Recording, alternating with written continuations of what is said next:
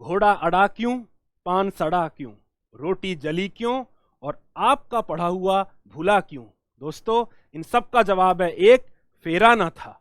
तो दोस्तों, अगर आप एग्जाम में अपना पढ़ा हुआ रिकॉल नहीं कर पाते, याद नहीं रख पाते, तो शायद आपको भी फेरने की जरूरत है, रिवाइज करने की जरूरत है। लॉट ऑफ स्टूडेंट्स थिंक कि फेरना और रिवाइज करना शायद कोई आर्ट है, या जिनकी मेमोरी बहुत अच्छी होती है वही केवल पढ़े हुए को याद रख सकते हैं, जबकि एक्चुअल में ऐसा नहीं है। There is a lot of science behind the revision process. There is a lot of science behind the active revision technique through which you can remember the content for long time, ताकि आप जो पढ़ें उसको अपनी long term memory में commit कर सकें, ताकि जब आप एग्जाम देने जाएं तो आपको अपना पढ़ा हुआ याद आ सके और आप अच्छे मार्क्स लेके आ पाएं। तो दोस्तों, आइए देखते हैं इस वीडियो में कि what is that science behind the revision, what are those active revision technique through which we can revise very scientifically and effectively also. So before we understand those techniques, let us understand the science behind forgetting. ठीक है, आप revision करेंगे उसके पहले आपको यह समझने की जरूरत है कि ह्यूमन ब्रेन कैसे इंफॉर्मेशन को याद रखता है over the period of time. वो कैसे इंफॉर्मेशन को याद रखता है, कितना याद रख पाता है, कितना भूल जाता है। तो ये जो एबेन-गॉस का कर्व है, ये हमको बताता है कि just after 1 hour of the new information, nearly more than 50% of the information is lost. More than 50% of the information is lost within 1 hour of the getting new information. और अगर हम वही एक दिन की बात कर लें तो it is around 65%. 65% information is lost जब हम एक दिन की बात करते हैं। तो दोस्तों, ये बताता है कि कितना स्टीपली हम इंफॉर्मेशन को भूलते जाते हैं और धीरे धीरे ये कर्व स्टेबलाइज हो जाता है। तो बेसिकली हम इसे ये सीखते हैं कि जो हमारे जो रिविजन्स हैं वो हमको ऐसे प्लान करने चाहिए ताकि ये जो भूलने की रफ्तार है, भूलने की जो गति है, इसको थामा जा सके, कम किया जा सके। ठीक है, तो एबेन-गॉस का कर्व हमको सिखाता है कि हमको अपने रिवीजन को एक बहुत ही साइंटिफिक तरीके से प्लान करना चाहिए। कैसे करना चाहिए, आइए इस पिक्चर में देखते हैं। तो जैसा कि हमने अपने प्रीवियस स्लाइड में देखा कि हम बहुत तेजी से इंफॉर्मेशन को भूलते हैं पहले 24 घंटे और पहले एक दिन के बाद। तो ये very natural for you to understand कि हम पहला जो रिवीजन है वो तुरंत कर लें। जैसे ही हम भूलना स्टार्ट किए, इमीडिएटली आफ्टर द क्लास हमने उसको एक बार रिवाइज कर लिया, क्योंकि जैसा कि हमने देखा था भूलने की गति बहुत ज्यादा स्टीप है, बहुत तेजी से हम इंफॉर्मेशन को भूलते चले जाते हैं। Another revision we should plan, क्योंकि हमने देखा more than 50% of the information is lost. तो जैसे ही हम दोबारा भूलना स्टार्ट करें या इस कर्व पे आए, 24 घंटे के बाद हम एक और रिवीजन कर लें ताकि फिर से एक नया कर्व स्टार्ट हो जाए। Then again after 1 week. इसका मतलब क्या है, by planning the spaced repetition, by planning our revision after some interval, हम अपने ब्रेन को ये भूलने का मौका ही नहीं देते, क्योंकि जैसे ही भूलता है हम रिवाइज कर लेते हैं, जैसे ही भूलना स्टार्ट होता है हम फिर रिवाइज कर लेते हैं, जैसे ही तेजी से भूलना स्टार्ट होता है हम फिर से रिवाइज कर लेते हैं। And we should be able to remember a significant 70% of the content over a period of time just by scientifically planning our revision sessions। पहला immediately after the class, फिर 24 घंटे और फिर एक वीक के बाद। तो दोस्तों, space repetition is a very scientific process of revision, जिसमें हमको रिवीजन को साइंटिफिकली प्लान करना होता है ताकि हम 70% ऑफ द कंटेंट याद रख पाएं। दोस्तों, आप इसको ऐसे समझ लीजिए, आप सोचते होंगे कि मैंने जो आज लक्ष्मीकांत रिवाइज करनी है, मुझे आज पॉलिटी रिवाइज करनी है, तो मैं तो 3 दिन में बैठूंगा और पूरा का पूरा बुक याद कर लूंगा। लेकिन ये दोस्तों वैसी ही बात हो गई कि डॉक्टर हमको कहता है कि भैया बुखार उतारने के लिए आपको दिन में 3 गोली 3 दिन लेनी है, तो मैं तो आज एक दिन में 9 गोली खा लूंगा और पूरा बुखार उतार दूंगा। दोस्तों, ऐसा नहीं होता है। Human memory does not work like it. जैसे जिम में भी आप देखिए, जिम में डेली जिम करने का जो प्रभाव है वो एक दिन बहुत सारे घंटे, 10 घंटे आप करें एक दिन जिम, और आप 1-1 घंटा 10 दिन करें, तो दोनों का जो इफेक्ट है वो काफी डिफरेंट आता है। सिमिलरली रिवीजन को भी आप प्लान करिए, जैसे ही आप भूलने लगे वैसे ही आप रिवाइज कर लीजिए, स्पेस रिपीटिशन करिए। ऐसा मत करिए कि चाहे मैं 1 महीने बाद रिवाइज करूंगा तो पूरा का पूरा बुक ही रिवाइज करने बैठ जाऊंगा। Do not do this. ठीक है, scientifically we need to plan our revision so that we can remember a lot of content, nearly 70% of the content over a period of time.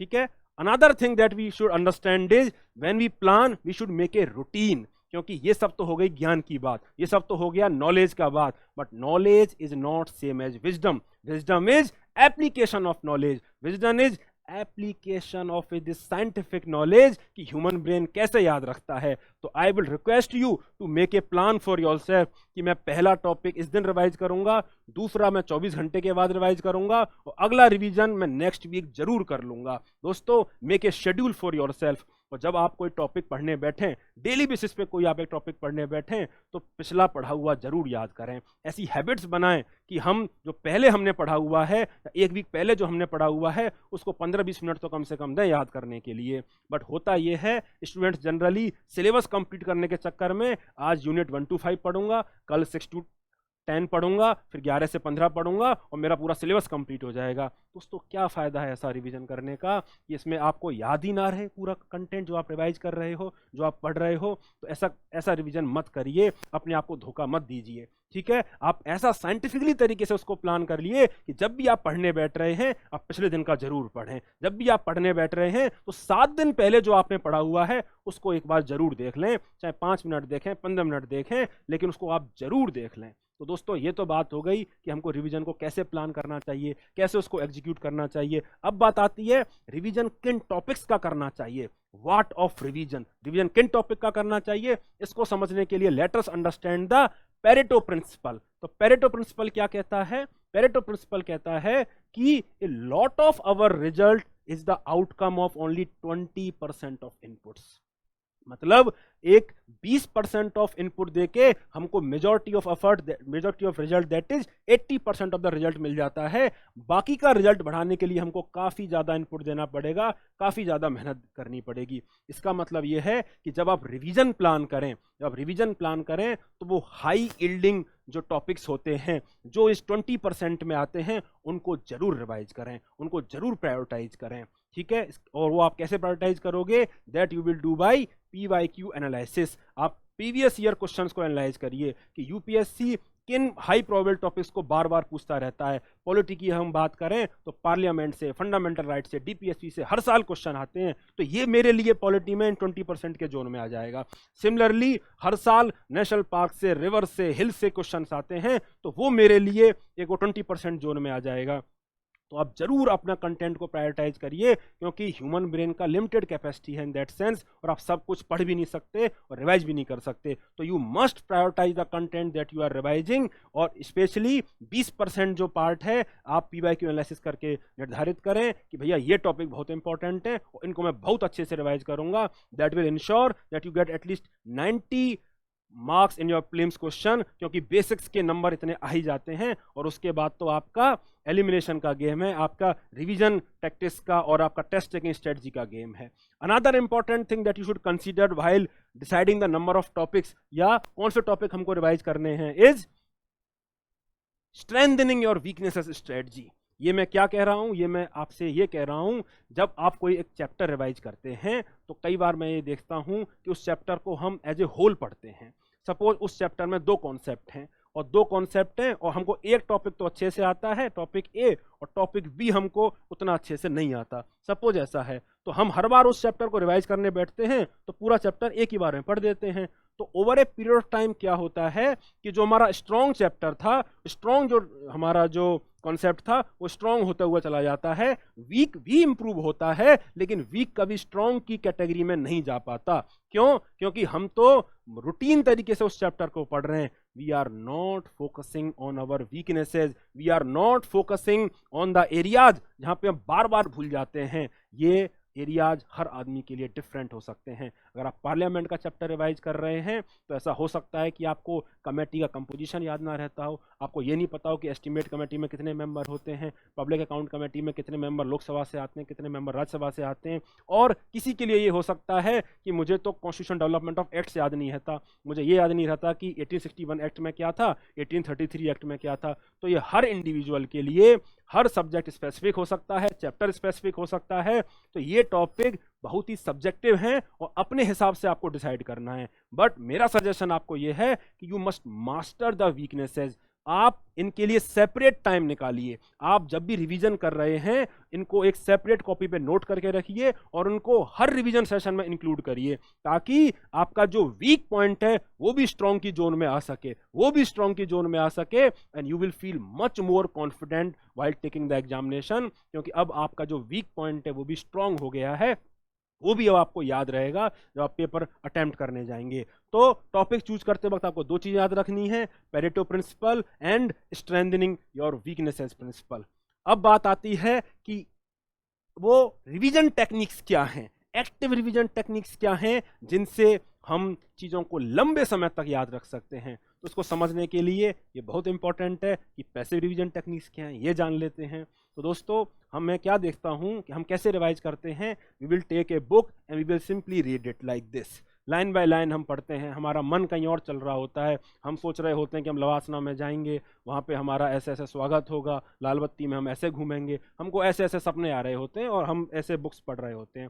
दोस्तों ऐसा पढ़ने से कोई फायदा नहीं है। ऐसे हाइलाइटर ले आएंगे 3-4 कलर के और 3-4 कलर से उसको मार्क कर देंगे, पूरी किताब में पेंटिंग हो जाती है, पूरी किताब नारंगी हो जाती है और हमको लगता है हमने तो बहुत पढ़ लिया, ठीक है। और मैं कोई क्वेश्चन आपसे पूछूं या कोई भी आपसे कोई क्वेश्चन पूछे तो हमको याद ही नहीं है। क्यों? क्योंकि जो रिवीजन टेक्निक थी वो बहुत पैसिव थी। We were merely reading the information, we were merely grasping the information, there was no internalization of the information that you are reading. हम कोई इंटरलाइज नहीं कर रहे थे, हम कुछ रिलेट नहीं कर रहे थे, हमारा जो कोग्निटिव माइंड था that was not grasping the information as actively as it should, so that you can remember it for the long period of time। तो दोस्तों एक्टिव रिवीजन टेक्निक्स क्या हैं? एक्टिव रिवीजन टेक्निक्स की अगर हम बात करें, one of them is annotation. Annotation का मतलब क्या है? एनोटेशन का मतलब है कि जब हम कोई भी इंफॉर्मेशन पढ़ते हैं, ठीक है, फॉर एग्जाम्पल मैंने ये पैराग्राफ पढ़ा, तो ये पैराग्राफ किसके बारे में है, इस पैराग्राफ में कोई खास बात क्या कही गई है,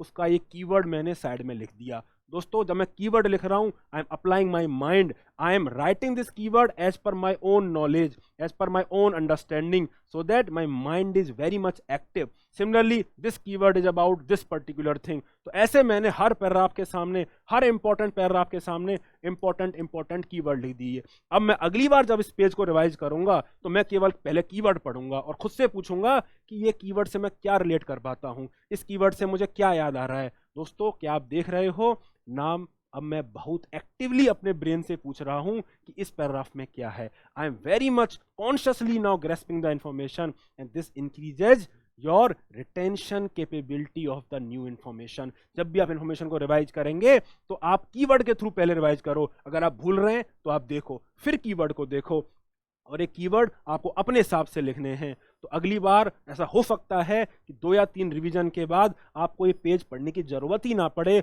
आप केवल कीवर्ड पढ़ के ही पूरे टॉपिक को रिवाइज कर दो। आप सोचिए कितना समय आपका बचेगा और कितना इफेक्टिव रिवीजन आपका हो जाएगा। तो do adopt this practice of annotation whenever you are reading a text, side में मार्क करते रहिए, कीवर्ड उस पर लिखते रहिए, so that your brain actively engages while you are reading the information and it grasps the information that you are making the note of in the side heading.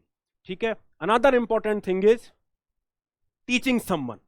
Another important technique is कि आप या तो अपने पढ़े हुए को किसी को पढ़ाइए, ठीक है, it can be your friend, it can be your girlfriend, boyfriend, आप किसी को समझा सकते हैं कोई टॉपिक। और जब आप किसी को दोस्तों समझाते हैं ना, तो आप उसको अपने शब्दों में समझाते हैं। इसका मतलब आपके ब्रेन ने उस इंफॉर्मेशन को कैसे परसीव किया है, कितना रिटेंशन किया है, ये आपको समझ में आ जाता है। ठीक है। तो आप किसी को समझाने का प्रयास करिए। whenever you try to teach someone, आपका ब्रेन एक्टिवली उस इंफॉर्मेशन को रिट्रीव करेगा अपनी मेमोरी सेल से और उसको एक्सप्लेन करेगा, सो दैट आपका लंबे समय तक वो कंटेंट याद रहेगा। अगर आपके पास कोई पढ़ाने को नहीं है तो कोई टेंशन की बात नहीं है, आप सिंपली हवा में बातें करिए, आप सिंपली हवा में ऐसे किताब पढ़ के खुद से गुनगुनाइए, खुद से बोलिए कि भैया ये टॉपिक में तो मैंने ये पढ़ा, इसके इंपॉर्टेंट पॉइंट्स ये हैं। जब आप ऐसा करते हो तो आप अपने ब्रेन को बहुत ज़्यादा एक्टिवली इंगेज करते हो, ठीक है। वो इंफॉर्मेशन आपको लंबे समय तक याद रहती है।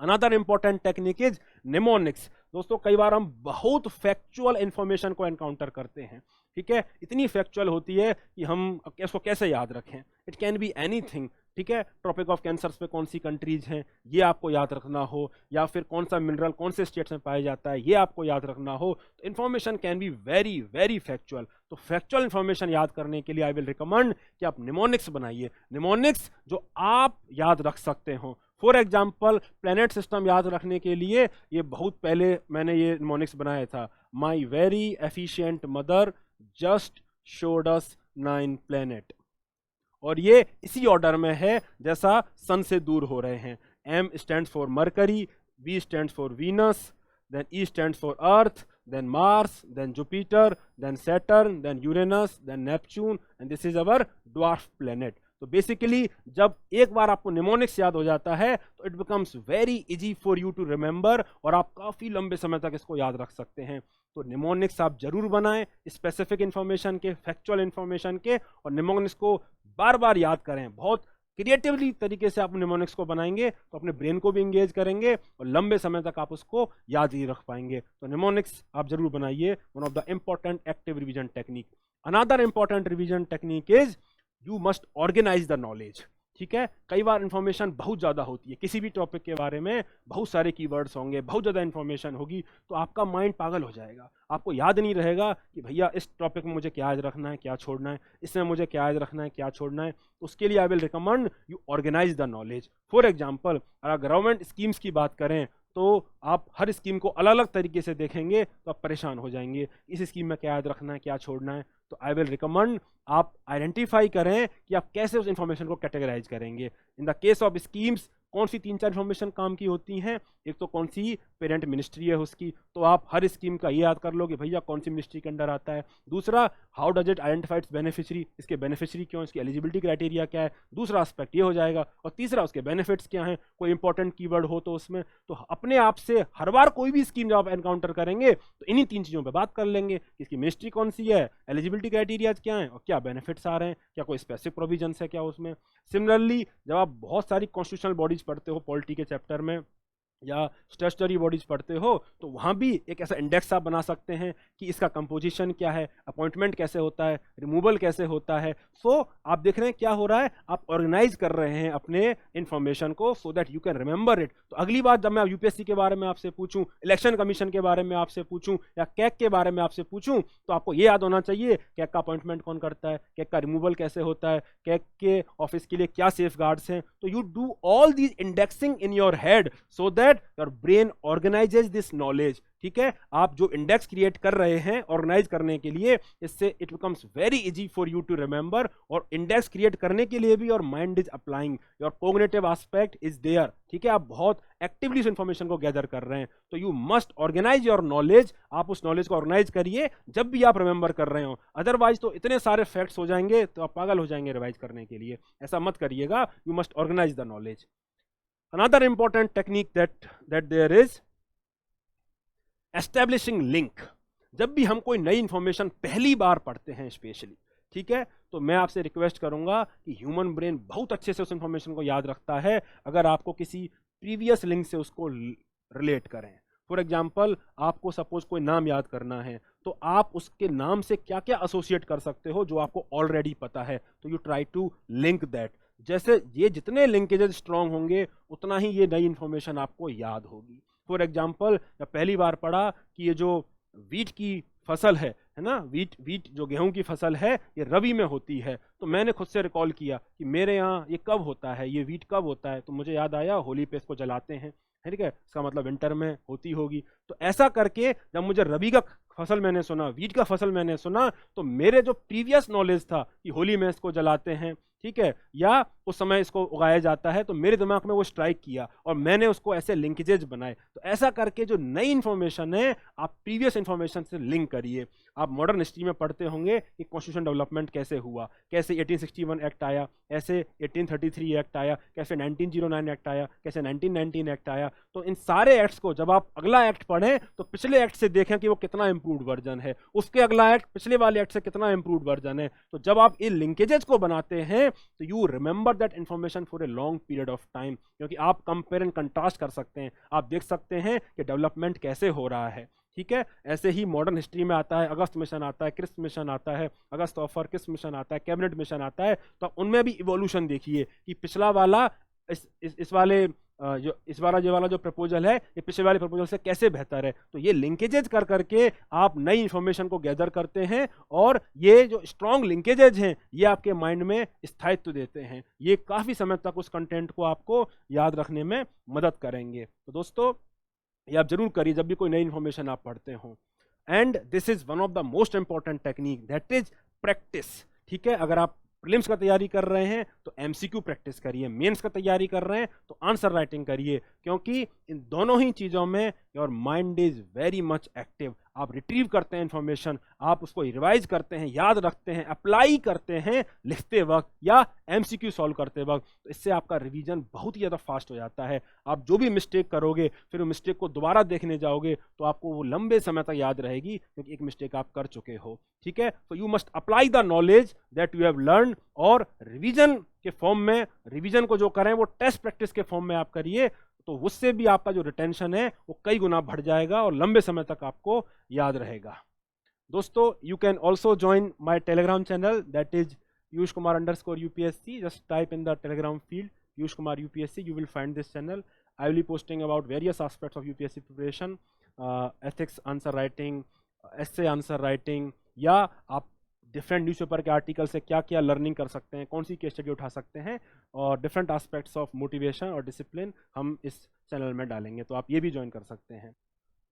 तो दोस्तों उम्मीद है आपको साइंस ऑफ रिवीजन समझ में आया होगा, आपको समझ में आया होगा कि ह्यूमन ब्रेन कैसे इंफॉर्मेशन को भूलता है, so that you can plan your revision accordingly. दोस्तों आपको एक्टिव रिवीजन टेक्निक्स भी समझ में आई होंगी कि आप उसको कैसे अप्लाई कर सकते हैं और इन्फॉर्मेशन को लंबे समय तक याद रख सकते हैं। बट इन सब के लिए दो चीज़ मैं कहना चाहूँगा, आप अपनी बॉडी और माइंड का भी ख्याल रखिए, एक अच्छी नींद लीजिए, अच्छा खाना खाइए और तनाव मुक्त रहिए। It will also help you in revising better and remembering better.